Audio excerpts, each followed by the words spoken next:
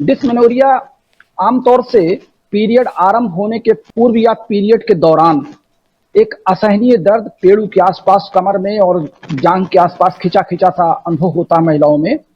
घरेलू कार्यों में जो ज्यादा रुचि लेती हैं उन महिलाओं में ये दर्द कम देखा गया है। इनका परसेंटेज लगभग 10% है। नमस्कार, D5 चैनल हिंदी देख रहे दर्शकों का मैं वंदना स्वागत करती हूं। आज एक बार फिर हमारे साथ जुड़े हुए हैं doctor Anil Srivastava. Doctor Srivastava electro homoeopathic expert हैं। डॉक्टर श्रीवास्तव, आपका बहुत बहुत स्वागत है हमारे इस प्रोग्राम में।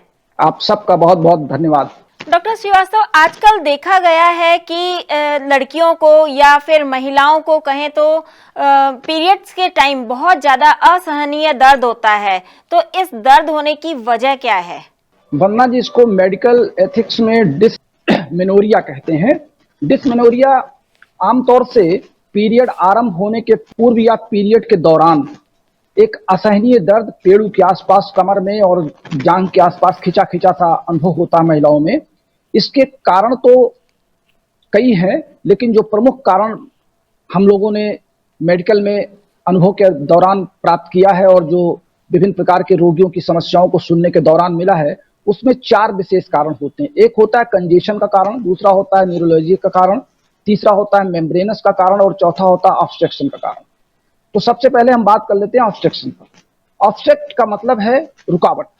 जब किसी महिला के वैजाइनल ट्रैक में, फैलोपियन ट्यूब में या यूटेरस में या सर्विक्स के आसपास, माउथ पर या वैजाइना के आसपास कोई गांठ होती है या फैलोपियन ट्यूब पतली हो जाती है या चिपक जाती है या यूटेरस में छोटी छोटी गांठें हो जाती हैं, तो ऐसे हो जाने पर इस दौरान तो जो पीरियड बाहर निकलना चाहिए, जो अब पहली चीज तो पीरियड है क्या? पीरियड है हमारे अनफर्टिलाइज्ड जो एग होते हैं, ओवम होते हैं, वो जब अनफर्टिलाइज हो जाते हैं, अर्थात उनका फर्टिलाइजेशन नहीं होता है, स्पर्म के साथ उनका संयोग नहीं हो पाता है, तो प्राकृतिक रूप से प्रकृति उसको शरीर के बाहर निकाल देती है, क्योंकि शरीर के अंदर वो नुकसान करेगा, क्योंकि वो अनफर्टिलाइज है, बाद में वो खराब हो जाएगा। एक तरीके के खराब अंडे होते हैं जो शरीर से बाहर निकालना ही है। तो जब वो शरीर के बाहर निकाले जाते हैं तो हमारे यूटेरस के आसपास की जो म्यूकस मेम्ब्रेन होती है, वो उनके साथ मिल करके और ब्लड का हल्का सा पार्ट, जो ब्लड हमारे हानिकारक है, उस ब्लड की कोई आवश्यकता शरीर में नहीं है, उसके साथ मिल करके वो वैजाइनल ट्रैक्ट से बाहर आ जाते हैं। अब जब वो बाहर निकलने की स्थिति में होते हैं, तो उस समय अगर कोई रास्ते में गांठ आ गई या रास्ता पतला हो गया या कोई आसपास कोई फोड़ा हो गया है अंदर जिसको हम बाहर से नहीं देख पा रहे हैं, तो उससे दर्द, पहला चीज तो ये दर्द है जो मार्ग में अवरोधक जिसको कहते हैं, कि मार्ग में कोई बैरियर से ना बह रही और बीच में कोई पत्थर रखा हो, तो पानी इधर उधर जाएगा या ऊपर से उछल के जाएगा और पानी का वेग वहां पे रुकेगा और प्रेशर बनेगा, तो उस प्रेशर से आगे दिक्कत आएगी। बिल्कुल वही स्थिति पीरियड के समय है कि जब बाहर निकलने की स्थिति होती है, उसमें बीच में कोई अवरोध अगर आ जाता है तो उसको हम ऑब्स्ट्रक्टिव डिस्मेनोरिया कहते हैं। और दूसरा है स्पॉज्मेटिक। स्पॉज्मेटिक में हम मान के चलते हैं कि प्राय जो नई लड़कियां होती हैं 15 से 16 वर्ष या 25 वर्ष तक, और विशेष करके 30 वर्ष तक की महिलाओं में ये दर्द 2 घंटे से आरंभ होकर के लगभग 2 से 24 घंटे तक ये बना रहता है, जिसमें फिर धीरे धीरे घटने लगता है। कमर के हिस्से में इसको हम जीरो पेन कहते हैं, हालांकि ये पेन में नहीं गिना जाता, लेकिन जीरो पेन इसलिए कहते हैं कि लगभग 24 घंटे के आसपास धीरे धीरे दर्द समाप्त होने लगता है। और आसपास ऐंठन सी होती है, उस ऐंठन में कभी कभी ऐसा भी होता है कि फिर वो दर्द धीरे धीरे मूवमेंट बनाता है, जैसे लेबर पेन होता है, उसी तरीके से अनफर्टिलाइज एग को बाहर निकालना रहता है। तो ये प्रकृति की व्यवस्था है। अब चूंकि जो नई लड़कियां होती हैं उनको थोड़ा सा कष्ट इसलिए ज्यादा होता है कि उनमें हार्मोनल चेंजेस जल्दी जल्दी हो रहे हैं, तो हार्मोनल चेंजेस जल्दी होने के नाते जो यग फॉर्मेशन है अनफर्टिलाइज यग का, जब वो बाहर निकलने की स्थिति में होता है, तो वहां पे जो मेम्ब्रेन होती है यूटेरस की, वो मेम्ब्रेन के कतरे भी कुछ बाहर निकल के आने लगते हैं, तो ब्लड के साथ कुछ मेम्ब्रेन के कतरे भी दिखाई पड़ते हैं, जिससे ये लगता है कि ये मेम्ब्रेनस डिस्मेनोरिया है। और वहां पर चिकित्सक की सलाह लेकर के अगले पीरियड तक के लिए उनको दी जाती हैं, जिसको लगातार 1 महीने तक लेती रहती हैं। और तीसरा हम ये मान सकते हैं कंसेटिव। इसको हम सेकेंडरी डिस्मेनोरिया भी कहते हैं, लेकिन इसमें जांघों तक दर्द नहीं होता है। इसमें दर्द केवल पेड़ू के आसपास है, कमर में बना रहता है, और ये दर्द लगभग 3 से 4 दिन 5 दिन तक बना रहता है। कभी कभी महिलाओं को हल्का बुखार भी फील होने लगता है, उनको वीकनेस महसूस होने लगती है, सर में दर्द होने लगता है, सर लेटे रहने का मन करता है, उठने का मन नहीं करता है। लेकिन ये दर्द केवल कमर तक और पेड़ों के आसपास ही रहता है और बाद में पीरियड के समाप्त होते होते ये दर्द स्वतः चला जाता है। तो यानी ये एक थोड़ा सा कष्टकारी दर्द होता है जो 3-4 दिन तक लगातार बना रहता है और कुछ समय बाद जब महिलाएं लगातार 20 वर्ष, 25 वर्ष या 30-35 वर्ष की हो जाती हैं तो फिर धीरे धीरे सबसाइड होने लगता है और ये दर्द फिर धीरे धीरे 1 दिन या 2 दिन या फिर 12 घंटे 14 घंटे ही रहता है। तो अलग अलग महिलाओं के फिजिकल बॉडी फिजिकल पर, जैसे महिलाएं अगर बहुत हेल्दी हैं तो उनको डिस्मेनिया पर ज्यादा दिक्कत आती है। महिलाएं अगर दुबली पतली महिलाओं में भी ज्यादा होता है और ज्यादा हैवी वेट वाली महिलाओं को भी ये कष्ट होता है। लेकिन बीच की एक स्लिम बॉडी की महिलाओं को या फास्ट वर्क करने वाली महिलाओं को, जिनका वर्क फास्ट होता है यानी घरेलू कार्यों में जो ज्यादा रुचि लेती हैं, उन महिलाओं में ये दर्द कम देखा गया है। इनका परसेंटेज लगभग 10% है। डॉक्टर श्रीवास्तव, ये किस उम्र में होता है? क्या ये किसी भी उम्र में हो सकता है या इसकी कोई खास उम्र होती है? देखिए, हर डिस्मेनोरिया की अलग अलग कंडीशंस हैं। जैसा कि हमने स्पर्मेटिक में या प्राइमरी डिस्मेनोरिया में आपको बताया कि प्राइमरी डिस्मेनोरिया में लगभग जो 12 साल से पहली शुरुआती दौर से जहां से पीरियड आरंभ होते हैं वहां से लेकर के 30 वर्ष तक की महिलाओं को ज्यादा देखा गया है।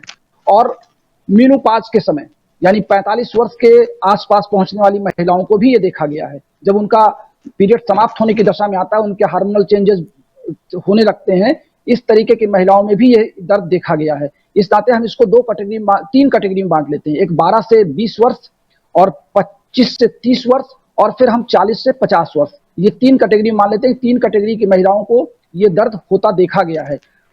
जो थर्ड कैटेगरी है मेनोपॉज के समय या पीरियड समाप्त होने वाले एज में, उस एज में दर्द थोड़ा कम होता है, लेकिन दर्द के लक्षण यही होते हैं। जी, क्या इलेक्ट्रो होम्योपैथिक में इसका कोई इलाज है? जी जी, इलेक्ट्रोहोम्योपैथी में जैसा मैं आपको बार बार बताता हूं अपने दर्शकों को कि हम अंगों की दवा करते हैं। तो जिन अंगों को हम इसमें सम्मिलित करते हैं वो अंग हमारे होते हैं ओवरी, फैलोपियन ट्यूब, यूटेरस और सर्विक्स। इन चारों अंगों की मिली-जुली दवा जो हम सेलेक्ट करते हैं, हम देते हैं C7, WE और S5। हम इसकी 20-20 ड्रॉप दिन में 2 बार से लेकर के 4 बार तक रोगी के दर्द की अनुभूति पर या उसके कंप्लेंट के आधार पर डोज तय करते हैं। और दूसरी दवा हम देते हैं C1 जो ओवरी की मेडिसिन है, F1 और S5। इसको हम 10-10 ड्रॉप सुबह दोपहर शाम 3 बार देते हैं। और तीसरी दवा हम दर्द को सहने की या अपने आप को मेंटली प्रिपेयर करने की कि हमारी ये मतलब पीरियड आरंभ होने वाला है और हमको इस तरह का दर्द होने वाला है। जैसे रोगी को पहले से आभास होता है, रोगी घबराने लगता है या सोच में उसको तनाव आ जाता है, टेंशन आ जाता है, तो ऐसी दशा में हम CNS का चयन करते हैं। CNS हमारी एक कंपाउंड मेडिसिन है जो सेंट्रल नर्वस सिस्टम को कंप्लीट रेस्ट देती है।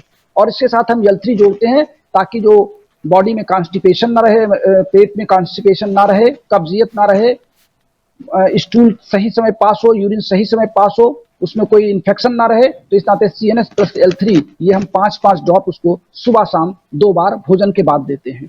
और इससे हम रोगी को लगातार नियंत्रित किए रहते हैं। और अगर इस तरह के रोगी किसी हमारे चिकित्सक साथी के पास आते हैं तो मैं उनको सलाह दूंगा कि लगातार ये दवा 6 महीने तक यानी 6 पीरियड तक महिलाओं के लगातार देते रहें। उनको लाभ तो पहले पीरियड से ही होना शुरू हो जाएगा, लेकिन 6 पीरियड 7 पीरियड तक लगातार यानी 6-7 महीने तक ये कंटिन्यू दवा करने से उनको आगे की समस्याओं से निजात मिल जाएगी, किसी ये समस्याएं नहीं आएंगी। ऐसे प्रयोग में मेरे कम से अपने प्रयोग में तो मैंने देखा है और आप इसको आजमा करके देखें। जब ऐसा होता है यानी कि जब दर्द ज्यादा होता है तो उस टाइम खाने पीने का भी क्या कोई ध्यान रखना चाहिए? जी जी, देखिए, हमारे हर रोग का संबंध हमारे शरीर के स्वास्थ्य के दृष्टिकोण से भोजन से है। दर्द के समय हम बहुत तली भुनी चीजें, मिर्च मसाले वाली चीजें या कॉन्स्टिपेशन बढ़ाने वाली चीजें हम नहीं ले सकते हैं।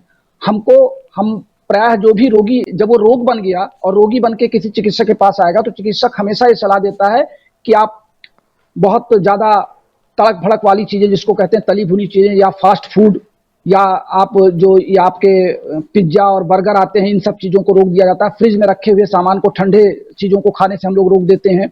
हम ये कहते हैं हमेशा ताजा बना हुआ आप फ्रेश फूड का चयन करें और पौष्टिक भोजन लें, जिससे शरीर में आपके प्रतिरोधक क्षमता भी बढ़े और आपको इम्यूनिटी पावर के बढ़ने साथ साथ आपका मेंटल पावर भी मजबूत हो, जिससे आप अपने रोग के प्रति कम सोचें और आप बिल्कुल प्रसन्न रहें। तो हमको सुपाच्य भोजन लेना है, तली भुनी चीजें या तेल मिर्च मसाले की चीजें नहीं लेना है पानी का सेवन बहुत ज्यादा करना है, पानी पीते रहना है।